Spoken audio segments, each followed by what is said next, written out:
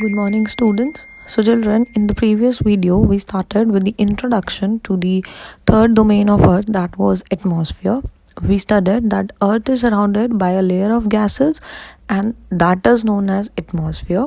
It is in the form of a thin blanket of air, and it is an integral as well as a very important aspect of planet Earth because it provides us air to breathe as well as it protects us from the harmful effects of the sun, which makes Earth a livable place for all of us.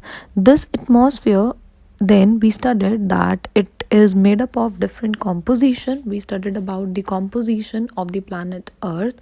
It is made up of 78% nitrogen, 21% oxygen, and whereas 1% of other gases like carbon dioxide, helium, hydrogen, etc. Then, as discussed earlier in the chapter, also we read that Earth is made up of different layers. So, children, the atmosphere is divided into 5 different layers, and next today we are going to read about those 5 layers. First of all, let's see which those 5 layers are. So, the 5 layers of the atmosphere are troposphere, stratosphere, mesosphere, thermosphere, and exosphere. Let's study about all of them one by one. The troposphere, children, it is the lowest layer and the nearest layer to the earth.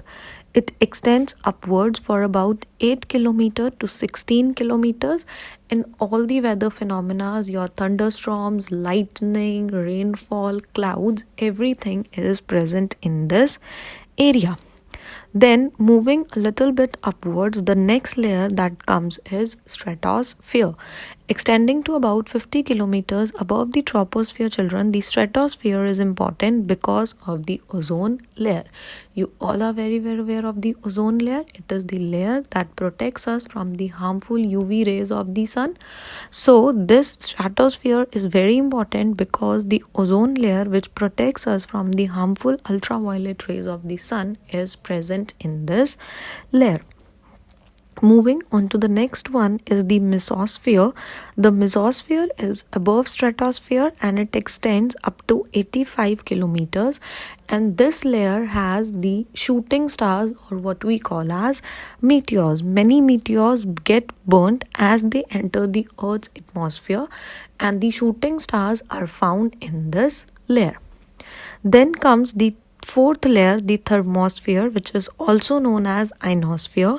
Why ionosphere? Because this layer contains electrified molecules, or you can say ions, which makes radio and television wave transmission possible. The various radio and television signals are transmitted in this layer, which helps in various activities, and all the satellites are also stationed in this layer. This is why, due to the presence of ions, this layer is known as ionosphere. Then the last one is the exosphere. As the name itself tells, exosphere, it is in the complete outer space. It is made up of extremely rarefied air. It extends to about 10,000 kilometers, and exosphere merges with the outer space. It gets mixed with the outer space and it is completely outside the Earth's surface. Therefore, as we go upwards, as you all know that as you move higher, the temperature, the presence of air decreases. As we go higher, the air decreases. Due to this, in exosphere, the amount of air is very, very less. Students, this was about the realm of air or atmosphere. Now comes the fourth and the last domain, or I can say the most important realm of life, that is biosphere. So, as we discussed earlier, biosphere, the interaction between the lithosphere land, hydrosphere water, and atmosphere air gives origin to the realm or the zone of life that we call as biosphere. Most life forms are found in a narrow belt or near to the surface of land and water where it is surrounded by air, because all the three aspects are really very important for the survival. All forms of life, from the tiniest microorganisms to the largest plant or animal, they are found in a contact zone. They are interacted with each other, they are in a close relation with each other, and this balance between the plants and animals of the planet Earth is known as ecosystem.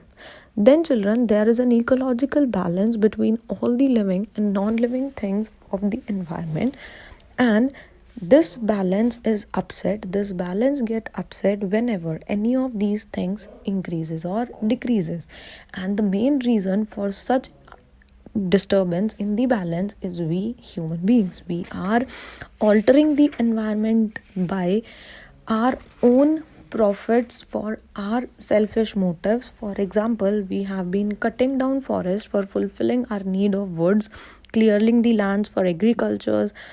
This has led to the fast removal of soil from the slopes, and this has ultimately changed into various different problems, and also natural calamities like earthquakes.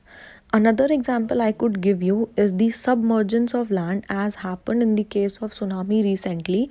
A large part of Andaman and Nicobar Island was submerged under the water.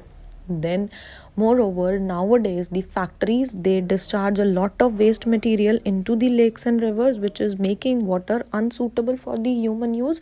Moreover, it is damaging the aquatic life. Then emission from the industries and thermal power plants pollute the air. Carbon dioxide is increasing in the atmosphere, and as I told you about the greenhouse gases, the global warming, the increase in the content of CO2 is increasing the global warming, is increasing the overall temperature of the earth by trapping more and more heat radiated by the sun. So students, it's the high time that we human beings should realize what problems we are causing to the planet Earth, what problems we are creating for it, and we should start altering our habits so that we could do something good for our planet Earth. Because for our selfish reasons, we people are recklessly destroying various resources and things which our planet Earth has given us, and the day is not far when we will completely destroy all the